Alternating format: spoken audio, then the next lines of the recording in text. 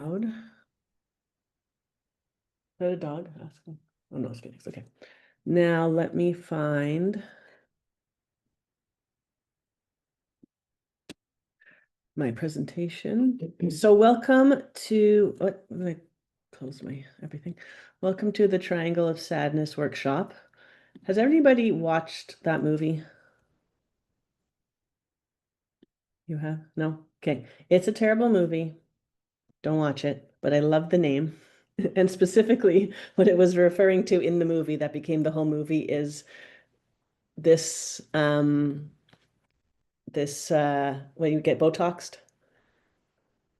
the triangle of sadness, because it was a comment on classism and the extreme rich and the exploitation of the working class. So I love the name, and it worked well when I came up with the image I'm going to talk about today. So hi again, Amy. Hi. I was just mentioning that I'm the teaching part and Neviana too. The teaching part I'd like to be able to put up on YouTube. So I'm going to do it in presenter mode.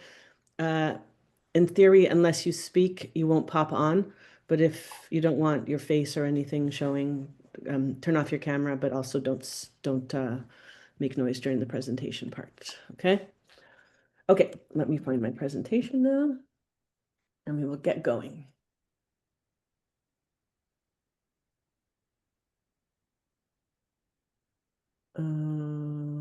Present. Present. And now, okay, actually, first before we start, so I've been doing over the last little while little workshops like this, and they're kind of extensions of the conversations we're having in the online group spaces. And these kind of ideas come as a result of the study that I've been doing and been engaging in together about, where the German New Medicine principles come into play, Tom Campbell's work, all the biological living. But working under the theory that all roads lead to Rome, it's the teachings, the destination is pretty universal across most religions and most cultural spaces. So, Tom Campbell likes to say there's one truth and many ways to get there. So when I kind of put together these ideas, they're just how the data is assembling and presenting itself through my particular way of parsing data. And I like to put together, when it becomes sort of very succinct and very basic, and I can teach it, then I like to offer the idea to others in case it resonates. But one thing we do need to remember that fundamentally, welcome, Angela. Fundamentally, we have to come to our own conclusions about the nature of our reality and how things work through our own experience. So just take this as a tool. Obviously, I'm not saying it's the right way. It's just a way that I've come to understand how to. It's the how to of choice and the how to of personal growth. So long term, again, I'm going to be invoking a lot of Tom Campbell. I'm going to be evoking a lot of the teachings of Dr. Hammer and subsequent ideas. You can interject at any once we get into conversation with your angle in it and your take on it, because we want to understand that it's really just how you get to envisioning the, let's say, the destination, the outcome, the target of awareness that matters. So I'm working under the understanding, everyone's like, what's the meaning of life? And all these different philosophies have different perspectives. But one thing about Dr. Hammer's work and Tom Campbell's work is that they both are about the science of growing up. So through GHK, we'd look at it as understanding the nature of the emotional maturity stop where we got stuck because of fear in our development and we couldn't become our adult selves. Tom Campbell looks at it as a virtual reality, and the point of the game is to evolve the collective consciousness, lower entropy, so that the whole game can evolve together and everybody kind of benefits it. And the concepts are amazing. I mean, Dr. Hammer's gift of the scientific chart, which tells us in the material expression of ourselves how our experiences interact our physical comfort or emotional comfort in this world. And Tom Campbell's theory of his theory of everything, which he claims proves that we're living in a virtual reality. They all really work beautifully together to give us a sense of direction, so we're not kind of aimlessly wandering around, especially if you're living, like, in theory, we're living in a time of plenty where most people on the planet are no longer starving, at risk of starving to death, and the challenges, especially here in the global north and in the West, are more about are more existential level, less survival level. It's like, what the heck are we doing here? So we do need to I'll always cross-reference with Maslow's hierarchy of needs, where we're looking at more like the safety, belonging, and then the esteem aspect of it, like the potential, what you can become. And I love Tom Campbell's approach to what I'd already always kind of looked askance at from where, and I'm not super into the esoteric aspect of things, but what does it mean to become love? And he lays it out from a very logical, left-brained, scientific approach, that it means to lower entropy and to make life easier for everybody. So, what I have understood from his teachings and from Dr. Hammer's teachings is that fear is the opposite of love. What does that mean? It means that when we're living in a space that is motivated by unconscious fears and lack of awareness that the fears are there, we don't have a lot of choice. We act compulsively, and this is the nature of the constellations that Dr. Hammer detailed to us in his work and that we continue to study and explore. And Tom Campbell talks about operating from the ego specifically. So it's really neat to study kind of like multiple ideas in to some degree in parallel and see where they overlap. Tom Campbell's theory is that consciousness is fundamental, meaning the only thing that's absolutely true is consciousness, and that the material reality is derived from consciousness, which means that how you perceive the world is through the lens of perception, through the lens of beliefs. And therefore, if this is true, then in changing our perception and changing our beliefs, we can experience the world in a different way. And Dr. Hammer did the mapping of the impact on the material, the derivative of consciousness, the material self, put those aspects together. And I could talk a lot about those parallels, but I'm going to we can save that for discussion afterwards. So what I'm always trying to do with these conversation spaces and the study guides is, look for it's the first time ever that I found two bodies of knowledge that, for me, it gave me the same experience as people who, like, study the Quran or study the Bible or study the Torah or any other ancient work. You'll go back, you'll read the same passages over and over again, you'll listen to the same content, and every time there's a new message that evolves. And I'm having that experience both with Dr. Hammer's work and Tom Campbell's work, and coming up with simple understandings of how easy it actually is to upgrade, change your mind, and change your perspective. But it's kind of hard to do this without an instruction manual. And so what keeps coming up is our little instruction manuals. So when we did the open inquiry workshop some time ago, that was a process for accessing feeling states and accessing the subconscious. So this is going to be more working with conscious awareness, becoming more conscious, becoming aware to access fear in a bit of a different way, a bit more of an intellectual way. So let me start sharing with you. Wait, how do I even do this? Okay. Share. This. Okay. This, and then I'm going to go into, wait. Yeah, but also I think I have to go into presenter mode. Wait, before I do this, I'm going to stop the share and do presenter mode, because then otherwise everybody's on the screen. View.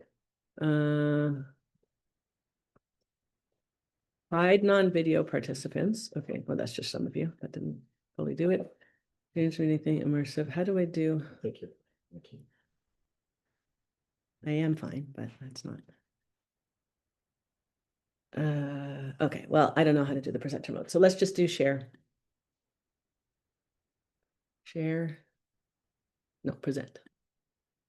Present, and now share screen. Sorry, don't do this very often. For heaven's sake, I just did it. I need a technical director. I don't think we all haven't been on Zoom for the last 5 years. Okay, oh, just share. Share, there we go. Okay, got that. Click to exit. Why? What do you see? We see click to exit full screen. For heaven's sake, how do I share it? Just say present. I did that. Present. There we go. Does that work? No, your screen sharing is paused. Why? Resume. Resume.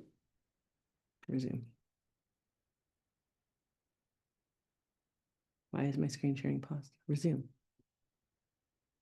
Anybody know anything about this? I'm doing all the things we're supposed to do. Stop share. Share.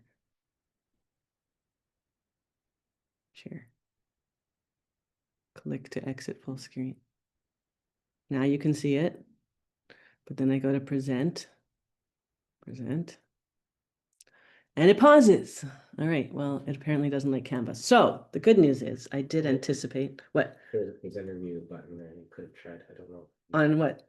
Should do what you just did again. Okay, and I'll share it again.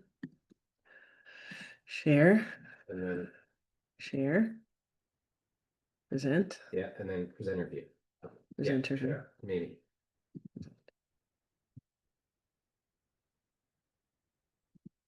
Now what do you see? That's the audience window, and then maybe. Can you see a triangle of sadness? No. Well, yeah, but there's a window in front of it. It says audience window. So if you click X out that audience window, maybe. No, just did the same thing. All right, forget that. I'm just going to do I'm going to open up the PDF.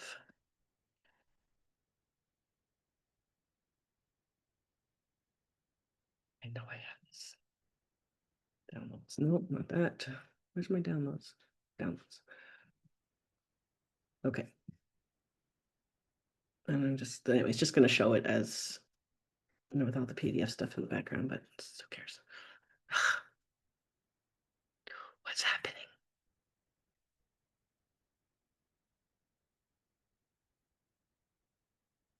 Share. This. Now can you see? I see one page of triangle status. Okay, so I can't get rid of the stuff around it because I don't think there's a credit card option. Credit card. It says credit card. I don't think there's a presenter mode, but let's start here. Okay, so everyone can see this triangle. Can you see my cursor moving? Okay, perfect. All right, so coming at this a little bit sideways, this is the structure of the triangle of sadness, and we're going to start with ego. So ego, generally speaking, but from Freud to spiritualists to psychologists, has a more or less the same meaning. It is kind of a filter structure through which we perceive the world relative to ourselves. The problem with ego is that it is designed to take everything personally. So if we're operating from a place of ego, we're always filtering through, this has something to do with me. It is, as I'm repeating myself, but it is the lens of our perception. The ego is the I aspect and the me aspect, and it is the seat of justification of all our actions. So if you are prone to justifying to yourself or to others, there's a lot of ego play at work. It's the seat of perfectionism, of comparing ourselves to everybody else. It is the seat of comparison. It is it is a very small decision space in Tom Campbell's words. Okay, and ego, why can't I get rid of this freaking thing here? There we go. Ego exists as a product of fear. So ego says this is about me, but the fear that is motivating the creation of the ego is the fear. And depending on how you look at it, ultimately, the fundamental fear is I will be rejected. So here, ego emerges as a response to fear, as a defense against fear. Hey, let's just do that. And the product of this ego and fear relationship is a belief system. And the belief system is if I don't figure this out, I will be rejected. This is very basic. There's all kinds of variations on a theme, but this is the basic trifecta here. The problem with existing like this is that you don't get to choose. So every time you encounter a fear, whether or not it's conscious or not, and remember in GHK, we understand that the subconscious is the part we can't access. It holds the emotional shock conflict moments that have come in to create survival patterns. Ego space has only one uh, response option, which is defense against the fear. It also will deny the existence of the fear in the first place because you say you're afraid, particularly as a woman, you are in trouble. You perceive yourself to be in trouble. So, ego is a very solid system. It's a very solid structure that emerges. But the problem is, if we do not start to question it, then what ends up happening is we can't grow up because all we do is Groundhog Day, live the same responses over and over again. So, this is what Tom Campbell refers to as a narrow decision space. And the ego is a very high entropy state to be in. I love this scientific wording, it really appeals to me.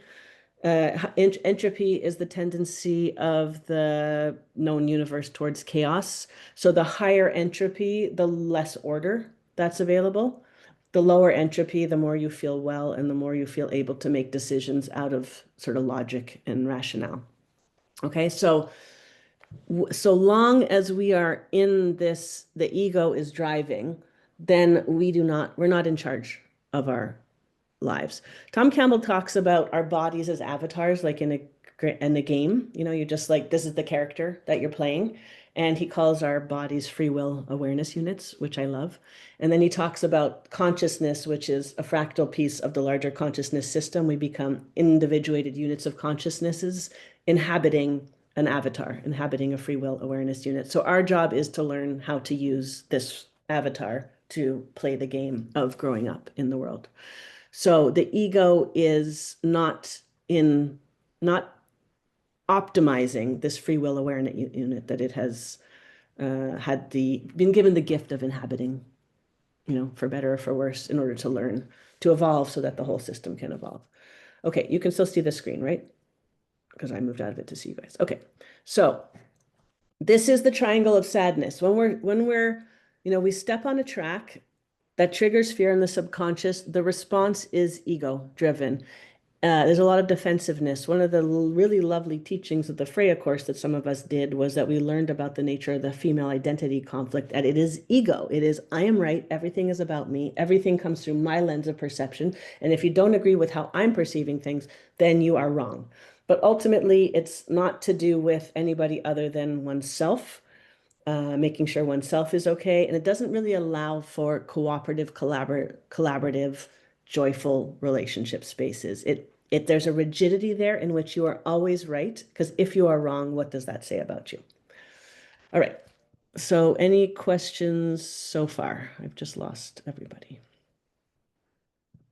Okay, well, anyway, say if you have a question because I can't see you. I've just lost that screen. All right, let's move along now. So this is like this little loop here is that the space in here, in between these three structures are where you get trapped, kind of fear feeds ego, feeds belief, back to fear, back to ego, back to belief. You really can't grow in that space. In fact, it tends to get, as you get older, it tends to get smaller and tighter because you're acting like a child, but you're in a world for adults and expecting to behave like an adult. It's a very uncomfortable place to be, a very uncomfortable way to live. Actually, I have a question. Yeah, hold on. Where's my screen? Where do I see people? Participants. Okay, yeah, go ahead. Triangle of Sadness. I'm curious about that title because to me it's not limited to just No, it's actually really sadness doesn't really speak to me on that. yeah, it's only because I think I was saying this as you just came in. In the movie there's a movie called Triangle of Sadness, which you could take all this Oh, and I see. Got it. overlay it. I just thought it was a catchy name. I thought it was such a nice way of saying things, but specifically, it was referring to when you don't get Botoxed and you get the 11s. It was a comment on materialism. So that was what the overlay was. So it is triangle of fear, or triangle of belief, or triangle of ego. Either way, it's being trapped in that process there. Good. Okay. So let me go back to that presentation now, which is here. So now we're looking to contrast and compare with triangle of love. So the opposite of the ego. I remember Doran was talking to me about the self versus the ego, and I maybe hadn't picked that up in the listenings yet. And I was like, well, can you ever be without the ego? So where did my phone go? Oh, there. Thank you. I have some notes on there that I didn't copy over to here. The self is the avatar. Thank you. It's the physical expression of ourselves in this world. It is structures of personality that in response to being well cared for, being given space to grow up. It's kind of like the aspects of ourselves that we value, but without the bias of whether they're good or bad. It's I just am. I am Ilana Groster, and I was given this name, 49 years old, in this female body that's going through this and that. I have this shape, I have this color eyes, I have these hair, I have this skin. These are just aspects of this expression of myself that I'm inhabiting, but I don't really have judgment about whether it's good or bad. So I can just kind of use it I can inhabit it fully to navigate through the worlds, and I accept it as it is. I don't go into battle about it. I don't try to change it, just maintaining it in wellness as much as possible so that I can go through life as easily as possible. And you could see, depending on where you're coming from, you can see challenges on the physical levels of opportunities. But GHK really teaches as well as opportunities to challenge your thinking, to challenge the ego, because they will express on the physical level. All right, so ego is replaced with self, fear is replaced with love, and love is a deep acceptance of things as they are, as people as they are. It's the unconditional nature of acceptance. It's not without boundaries. In fact, it's strongly with boundaries, but it's a deep acceptance of the world as it is. There's a larger picture, this game idea, and that it's not everything is needing to be a certain way in order for it to be right. People don't need to be a certain way. Situations don't need to be a certain way. The temperature doesn't need to be a certain way, etc. And then we come up with a new series of beliefs. Whoops. How does this go away? Hide. Which is everything is as it is. And I simply am within that, and things are as they are within them. And this is just the way things are. And this is a lovely way to be, because this one is outward seeking. It's like this, if things are as they are, then we can engage with the world as it is, and that we can grow. We can expand the decision space, which is kind of contained in here. It gets bigger and bigger and bigger. Things get easier. So here are my sad little black triangle of sadness and my colorful triangle of love. So what we're looking to do over time is move from a structure, this little shrinky, tight, hard structure of triangle of sadness to the triangle of love. And this is what came to mind. We have here in Montreal, and I think this is actually it. It's on Ile Sainte-Hélène, a geodesic dome that was designed by Buckminster Fuller, which I actually learned about in art school many, many years ago. I can zoom in to a degree, but you see the entire structure is made up of triangles, and it makes a perfect sphere. So I'm just using this analogously so that we can start to create a visual of the nature of the structure within which we are living our lives, and we start to be really selective about what the qualitative aspects of the structure is. Are we building a structure on fear, in which case it's going to get really small really fast, or we building a structure based on love, which is more expansive? And then, it's funny when you start to really let yourself go a little bit and stop judging so much your own perception. I've shared the story before, I'm sure, but there was this really trippy show that I watched as a kid called Dr. Snuggles. I don't know if it was like, it was European of some sort. It was like the writers were on like LSD designing a children's show. It was this guy with all this pack of weird animals. They'd ride around in a hot air balloon. And I'm going to share this afterwards. There was one episode in which there was this diamond structure they encountered that looked small, and when they went inside, it was eternal. There was no limits. It would just they would walk, and the inside of it was way bigger than the outside, and that one episode stuck with me from when I was a kid. I was like, as if I knew that that was true, that there was a truth to the nature of the structure, that how it looked on the inside was not reflective of what the potential was on the inside. So, this in doing this, like coming up with this triangle analogy in the geodesic dome and then coming back to this diamond shaped thing, it was like really the decision space that you have available to you. You have to understand the contents of the decision in order to be able to make a decision. And when it's a tiny little triangle like this, there's only one choice, which is defense against fear. So we want spaces that when you look into this little triangle, there's multiple choices. That's what we mean by expanding our decision space. Everybody with me? Or now?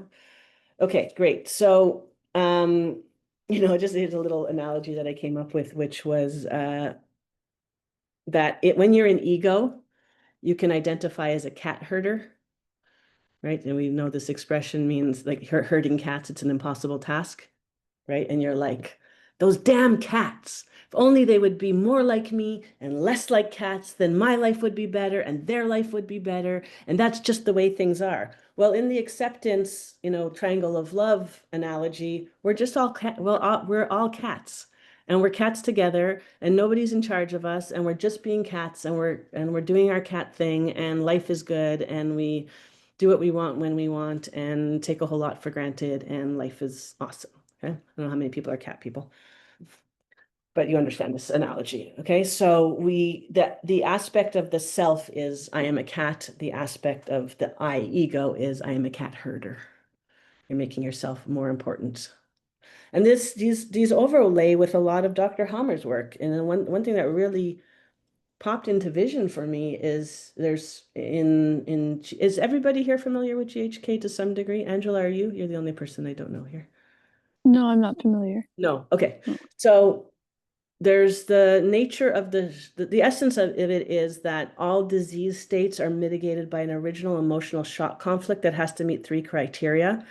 One, it was completely unexpected. Two, it was highly traumatic to the system, to the psyche. And three, you felt completely isolated in the moment. At that moment, there is a physical change to the brain organ that's detectable on a CT scan, and there's a corresponding organ adaptation on the organ level for survival, right? So most of the time, it's this whole idea that emotions cause disease, or the mind body aspect, but it's deeper because it's in the psyche level. It's not psychology. It's really the who you are motivating the how you are in a very subtle and instantaneous way.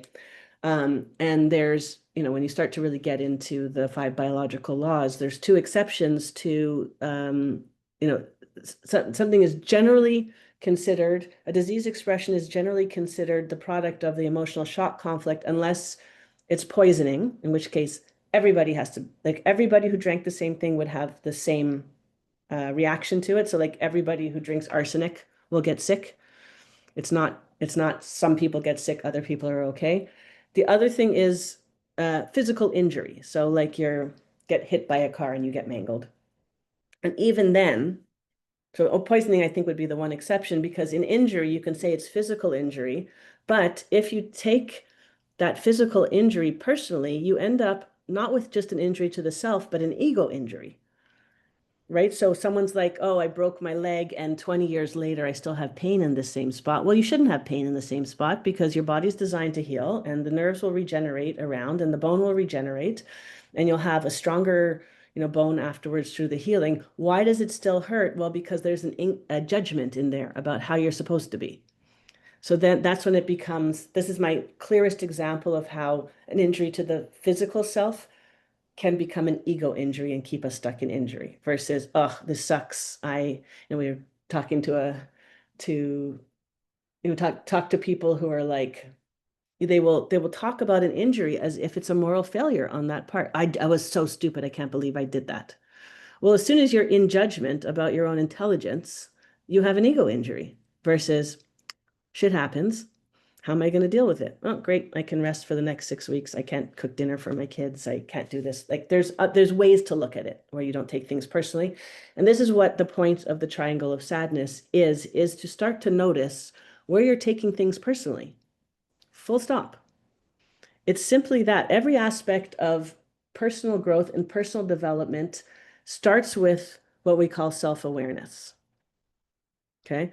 But self-awareness isn't enough. As we know, anybody who spent any time in therapy, you know what happened to you. You know the stories of it. You can even go into the German New Medicine approach of finding the original shock conflict, knowing what happened to you. It's not the be all, that knowledge, that awareness is not the be all end all because it doesn't give you the opportunity. It'll take away, it'll denature, it'll discharge the tension of that thing that happened to you, but it won't give you a new way of being. And that new way of being has to come from a place of intention. All right. So Tom Campbell says consciousness is awareness plus intention. And he said that ego is awareness in service of fear. Okay. So it makes a very good distinction between the functions of living under the triangle of love and living under the triangle of sadness. If you're committed to the triangle of sadness, you're committed to what you already know. If you already know everything about everything, there is nothing left to learn.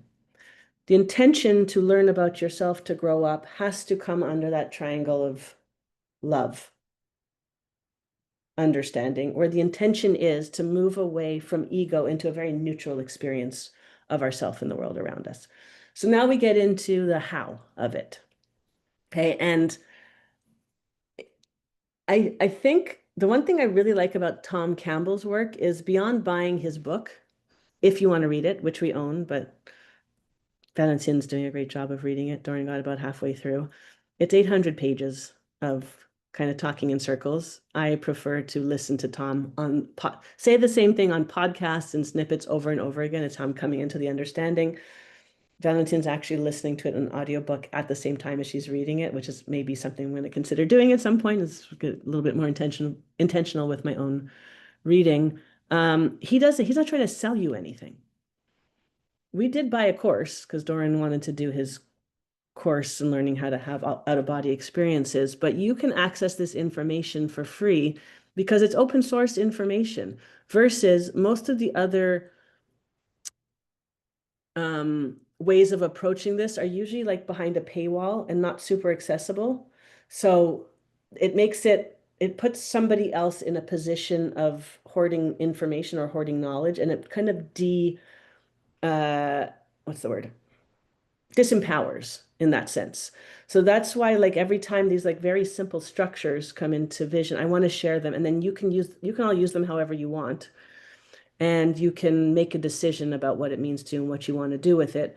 But ultimately, the point is to find ease and joy and live from a life where when things happen, it's not the end of the world. They're just opportunities to make decisions.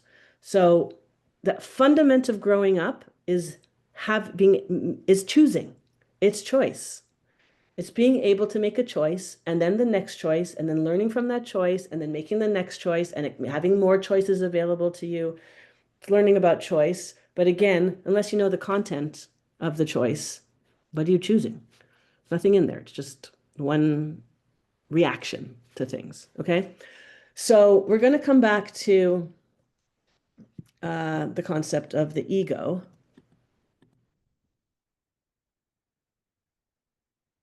Again, I just did this. I know how to do it. Share. Okay. We're just going to isolate in the process. So now I'm going to get into the how to make choices, how to expand your decision space.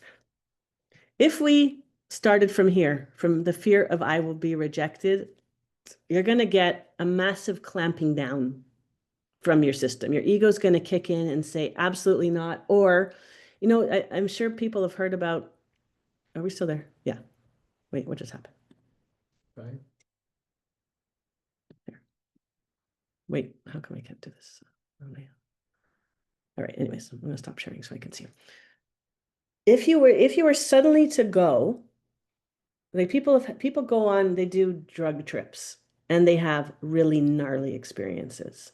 They have like, they come across, say, like I remember hearing the story of somebody who had a drug trip and saw the whole universe and it was depressed and sad and they came into nihilism through this drug trip rather than enlightenment and just weren't the same after that, had this kind of fracturing of the consciousness and just like very, very depressed for a very long time afterwards because what they thought they saw what was true, which is like the universe is hopeless in and of itself, right? So if you go straight and try to take away all the fears, what ends up happening is you have a massive identity collapse because there's no meaning anymore. Like if the fear is the motivator and the meaning, and you take away the fear, then you have nothing.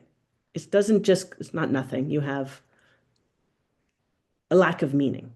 Like Tom suggests there's no void. There's always something there. Can feel like a void because you don't recognize it.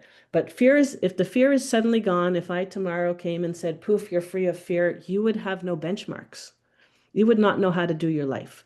So we have to titrate the release of fear through engagement with the ego. You have to do it gently as it comes up little by little, and you have to pay attention to yourself, like how serious it is for you. And eventually what's going to end up happening is you're going to get really good at noticing the ego things, and that's going to be the thing you do for fun. And so when you encounter the fear, you're going to be like, well, that's not the important thing. It's like, look at me. I'm an ego cowboy. I I'm the star of this rodeo, of this show, and you have joy in encountering the ego challenges and you can laugh at them. I mean, my husband sitting across the table here from me is a perfect example of what happens when you move from fear to love, and when ego gets replaced by self. Unfortunately, now what he's starting to learn is like in a social dynamic, you can't just laugh at everything because people get offended. You can't just like see everything is so ridiculous and express that. You have to be a little bit sensitive to how people are reacting too. But he did it so quickly that he's suddenly like he'll notice something in himself, and he's like peeing his pants, laughing at how ridiculous it was that he was there, right? You can find lightness and joy. He's not actually peeing his pants, but but we get to the point where we're like, wow, it's actually laughable that I ever thought that way. You can laugh at yourself, right? And we know that you are healed from a DHS, from an emotional shock conflict, when you can laugh at yourself. So it's, again, all roads lead to Rome. It's another way of coming through things. And I sort of got confirmation of how well it overlays because for those of you who study GHK and who did Freya and who know Sasha, who does the brain scan readings, I was telling him how I was coming at some of my conflicts. And he's like, oh, you're doing it the intellectual way, which is good because if you suddenly get the DHS and resolve it, you can have a very big, brutal resolution in your body. So I'm like, like weaning myself off the drama slowly, and my organs are repairing in real time. It takes a lot longer, but it's much easier for me to do day-to-day life. And I pay attention. I notice, okay, the same organ relay is causing me problems, but the sensation is slightly different, which means it's on another part of the repair process. So that's been a really neat confirmation of like, you can do this slowly. You can do this intellectually. Tom's talks a lot about learning to live at the being level and stopping to do. So when we set intentions for ourselves with this ego work, it can't be because, oh, I would appear to be a better person if I wasn't afraid. I would look like a better person. That's just substituting one piece of ego for another. So it's not going to work. You're going to have to think through everything. You have to connect with a moment of feeling free of ego and fear to be like, okay, that's what I'm heading towards. This is the sensation. This is the feeling of organization in myself. This is the feeling of low entropy. And when you start to be able to notice, because you're starting to do this practice, or you remember moments in time where you're like, oh, for 1 second, I felt like light and free. I had that huge moment of relief. You start to have a point of comparison and a target. So we're really ultimately learning to operate from the feeling, from the sensations of low entropy, from the feelings of deep organization within self, and using that as the intention. And you start to understand, I mean, nobody who's got any other relationship in their life would argue with me that when you're well, the people around you are more well, like truly well. The people around you are more well because you're not stepping into each other's kind of vibrations of unwellness and causing egos to start to battle with each other. You're like, you think that way? Good, tell me more. I'm interested, but it's not about me how you think. You can do you and I can do me, and we can see if we have common goals and common values if we want to stay in a relationship with each other. But how you are is not personal. It's not a problem for me. It's just you doing you. And how can I help? How can I be there? And what can I learn from any reactions that I'm having? So, all this to say that if ego is the seat of perception, then that's what we're going to be working with. We're going to be noticing when we're having a glitch in perception, when we're making things about us. And how do you notice? It's any little bit of discomfort, anything. It doesn't have to be a big tantrum. It doesn't have to be uh, a repeat situation. We're looking for the drama in our lives. That's the nature of the female identity conflict. That's the nature of the ego. It's drama everywhere that we are creating drama for ourselves. So it could be something simple as you're in the grocery store and you notice somebody appearing to be looking at your cart, and for a moment you perceive they're judging you for the contents of your cart, which by the way is a big cart judger in the past. So I'm just using that as an example, just in a presentation. Sorry, I forgot to mention. No worries. So it's just a little, like, it's the big things. Obviously, when you're like in a repeat situation, why again? I've asked my husband to close the front cupboard door 15 times. I've asked him, I like when you put you're on the screen there, nodding in agreement. You're behind Dorian. Heidi knows what I'm talking about. When you're like, okay, come on, how many times do I have to ask you to close the door? Like, what is wrong with you? Okay, why am I making it about me? I'm asking for the sake of the house. I'm asking you to do something. It's going to take him as many times as it takes to learn. Do I want to shove the lesson down his throat, force him to do it my way because I think is right? Or do I want to invite him into, look, it looks nicer when we don't walk into this jumble of coats? Or, what's another thing? How many times do I have to ask him to clip his phone in the car and not turn his head to look at it when he's following Google Maps so he doesn't turn his head in the whole car? How many times? I don't know how many times. I'm asking him to do something a way that I think is better, and he has the right to agree or not. If he agrees with me, it's just a question of how long it takes for him to break an old habit and learn to do something differently.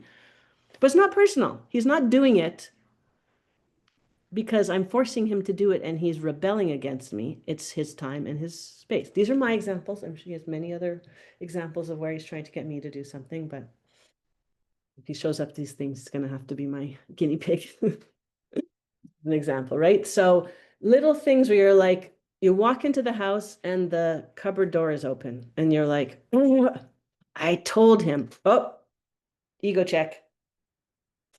How am I making this about me? Okay, I'm making it about me. What's the fear, right? If you really want to now get super cowboy, you can stop at the ego check, because the ego check in and of itself will just create a habit of checking yourself. And eventually what's going to happen is it's going to become so robust, you're going to have installed what I call an anti-ego device, where it pops up without you even having to remember or invoke it, where it will say, you'll say something and you'll present it as fact because it's always been as fact, and the interrupting voice from inside will come and say, how do you know this is true? And then you will be mute and silenced and unable to complete your sentence because it's not a true statement, therefore you can't utter it anymore.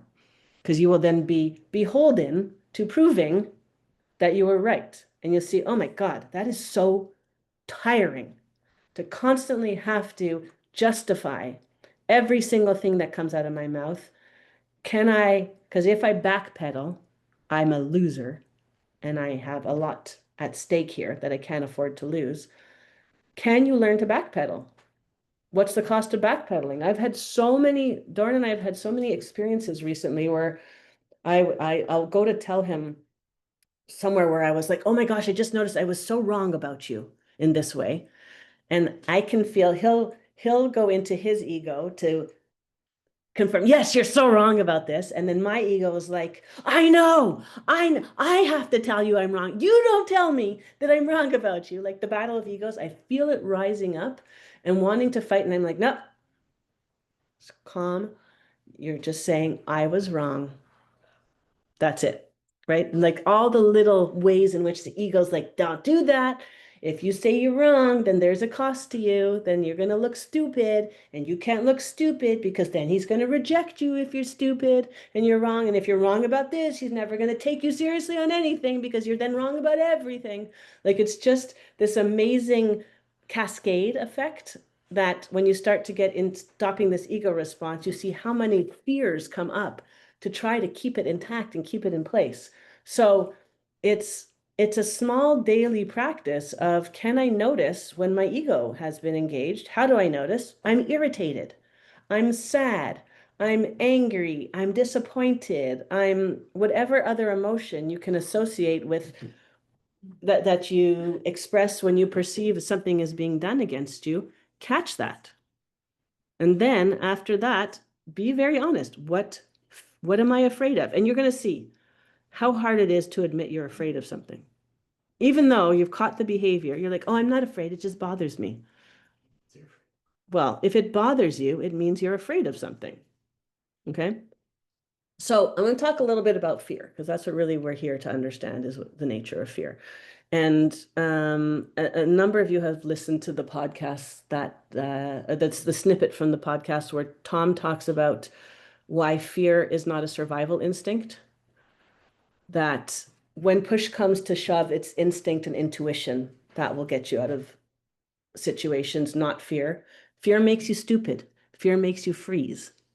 Fear shrinks your decision space so you are unable to see what your choices are in the moment. And there's some situations in which obviously we don't want to be thinking too much, in which case instinct will just move you. Like people tell stories of, they're about to cross the street and suddenly they're back on the curb and they almost got hit by a taxi. Well, obviously they didn't think about that. There was some mechanism, some instinctive mechanism in the physical avatar that made them jump out of the way. So the fact of the matter is nobody has been allowed growing up in the West, Northwest, Western mindset. Nobody has been allowed to truly trust their instinct and their intuition and allow that to guide them and allow them to make choices because that's beaten out of us if you go to school at all, or if you have parents raising you, like really everybody, and you cannot learn how to be a human without being in relationship with other humans. So none of us understand truly what it means to live from the intuitive place, from the feeling place. But through this work, you start to get this really neat introduction to your own intuition and to feeling and intuiting from the being level, where you're just responding to things authentically, but the judgment about whether or not your response is right or wrong is missing because that's the ego aspect of it, right? Oh my God, if I show people how I really think, I'm going to be kicked out. I'm going to be rejected. If I actually express my opinion and I'm not a people pleaser, then I'm going to be rejected. It's all going to come back to that. It's all going to come back to rejected. So being able to start to have these experiences, because you can't intellectually come into the experience of feeling at the being level. You have to be at the being level, and then your intellect will come afterwards to then record the fact that you did something differently this time. It doesn't mean accepting bullshit and nonsense and abuse. It doesn't mean any of that, but it means that when situations come up, you trust the response to keep you safe, ultimately to help you set the boundaries. So, as an example, for me, without giving details, I was living in a situation where my reactions to other people weren't authentic because I experienced a situation as tenuous, and if I expressed myself authentically, I was afraid they would leave. Only when I kind of went away and came back and set the intention to just be authentically with these people, and I left for a bit and I came back and suddenly I had enacted that intention, I was shocked to realize that I was just responding to these people like I would respond to any relationships I take for granted. I was just expressing myself. So somebody did something unpleasant, I'd be like, I would kind of make a face, but I would then turn away from the situation rather than staying there and fighting it. I would remove myself from the situation that I found distasteful, or I would say, hey, does it need to be like this? Like I could just ask the question, in the case of coming across ego, is this the hill you want to die on? Which is my favorite question now for myself and other people. You're fighting this to the death. I see this as important to you. What are your decisions, right? Instead of going back and fighting because my intellect was saying, you're the adult, you can't be wrong in this situation, or you can't let it bother you. So suddenly I was like, wow, I'm just engaging as I would any other relationship that I didn't experience uh as tenuous and fragile. I'm like, no, I don't like that. Please don't talk to me like that. Can you think of another way to say it, right? Which is my opportunity as an adult to teach children how to be in the world without them coming into fear about what's going to happen to them if they don't perform to expectation, right? So we start to remove the need to perform a feeling and come into the capacity to just be with the feeling and let it guide us. So Tom uses the example, which I think is really smart, of the dodo bird that went extinct. And, I think it's written in the literature that it went extinct because it didn't have fear. Well, that's not true. It didn't have intelligence. It didn't learn to stay away from the humans that hunted it into extinction, so it had to go.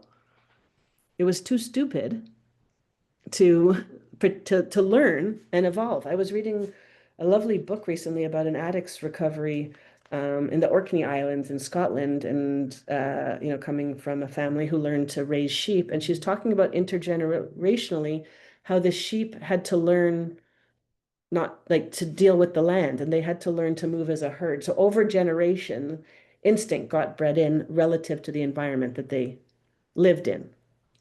So I can't remember specifically, but like what to eat, what not to eat, when to come, how to deal, because they weren't native to that land, they were brought in. So over generations, they learned how to adapt to the land and they developed the instinct. But it's a short lifespan for a sheep compared to a human. They breed multiple generations pretty quickly, so the evolution is faster. They're not the smartest animals, and yet they're here because they learned and because we breed them and we see them as valuable and we're in relationship with them. Well, the dodo bird didn't learn, so it just bred itself to extinction. In the same book, they're talking about a bird that is going extinct. The bones of this bird were showing up in Viking excavations, and now the bird is going extinct because of farming equipment. So these birds nest in the middle of grass, and the farmers were cutting the grass in circles, so the bird would move more and more towards the center of the grass until eventually it's dead because the farm machine killed it. So the government was trying to get farmers to start cutting the grass outwards so the birds would have a chance to escape. Well, these birds are going extinct because they're not smart enough to evolve with human technology. And human farming technology is not fast. It's not like internet age. It's evolved over, centuries kind of thing. So the bird did have time to learn to evolve to the nature of its environment on which, and it also could fly, it could leave, it's shown up on other places, but it's not evolving fast enough. So it will go extinct because it's not keeping up with the evolutionary needs of the time that we're living in, right? So we have to learn to move beyond these ego mindless responses that we are considering instinctive, that are actually fear, that make us stupid. Start to turn down that reaction, to come more into self, which has time to think. We'll notice that ego reaction and say, hey, what are my choices here, rather than acting compulsively? What are my choices? And then actually taking the time to choose. And this is the practice. This is the practice of moving from fear to love, is catching yourself in these ego responses and asking yourself, what choice do I have? Executing the choice, learning from that, making another choice, learning from that, and on and on and on until you don't even have to think about it anymore. And it was neat because I think I don't know where I had shared this, but took my daughter to have her CT scan read, and every time I accompany people for these CT scan readings or have my own, it's not what Sasha sees on the CT scan so much as the words that he uses to describe the human experience of what he sees.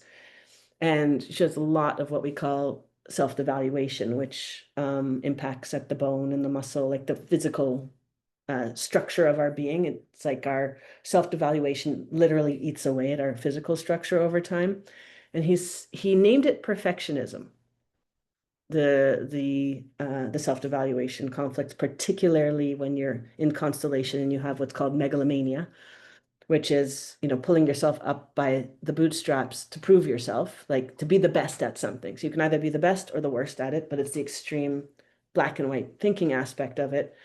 And he was talking about, I think specifically something in our shoulders, and he's like, wow, that is so exhausting, having to carry the weight of the world on your shoulders like that, but nobody asked you to do it. But what I think the most important thing that he communicated in that is the exhausting nature of having to be perfect all the time. There's nothing that's going to make you more tired in life and burn you out faster than black and white thinking under the umbrella of perfectionism. It makes you bone tired, because if it's deep enough, it'll actually shrink your bones.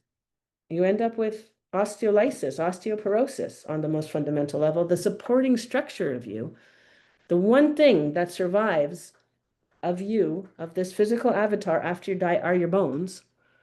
It's dissolving that. There's some of the most robust substances in nature, and you are dissolving them through your own perfectionism, through your own black and white thinking, through your own comparison. And this is the function of ego, right? And the justification aspect that's doubling down on how you have failed or how you're the most right. It's so tiring. So imagine you get so good, and I'm not saying from a perfectionist level, just because you do this work until you die, right? You're never gonna, the thing is with the ego work is that's the point of the game, is grow up, then you die, and then you come into the next game. Or if you die prematurely and you didn't complete this level, this lifetime, you will come back into a new avatar in this world, which is kind of like a past life theory. But if you finish and you complete this one in your lifetime, then you can come back in another virtual reality and have a whole different being experience. You could come back somewhere where gravity doesn't exist and the beings are 10 feet long, like in string theory kind of thing, because they don't need bones and muscles and they have different challenges. But in this lifetime, the number one thing that needs to happen is we need to come into acceptance of the nature of our physical avatar, this being that we're using to play the game, without judgment. Part of what came out of this work was there is nothing more egotistical than not liking your body. It is the most useless exercise that a human being with this understanding of how the virtual reality works can engage in, because you're wasting your growth opportunities in decide, like, it's like, oh, I can't go out of the house because the outfit isn't right and people will judge me. So you don't go to the party and you don't meet people and you miss all the opportunities. You're so stuck in your house in judgment, thinking your clothes don't fit right or your body is wrong, that you stay in place forever until you die. I mean, think about people who suffer from, what's that one? Agoraphobia, right? We say it's like the fear of the outside world, but no, it's the fear of the self, that the self isn't okay in the outside world. The outside world is going to eat you. So you kind of blow the level and then you got to start it again. So, the number one, there's so many opportunities for this, but because we're mostly women here and we know all women pretty much feel there's something wrong with their body, it's a really good place to start, which is like, why am I making even how my body is about me? It's just an avatar. It's just it's like a kid who goes to play Monopoly and won't play because she wants the hat and somebody else took the hat first and she has to have the dog. So she doesn't play the game and she ruins it for everybody. Like, it's just a piece of metal. It's not who you are. It's how you're playing the game. Right? So this is the overarching philosophy. We can come up with a lot of analogies, but the ego comes into existence extremely young and keeps us stuck in very young emotional expressions of ourselves. Our body is growing up, but our ego is staying the age that it was. Well, this is how we start to grow up, and we grow up by making choices.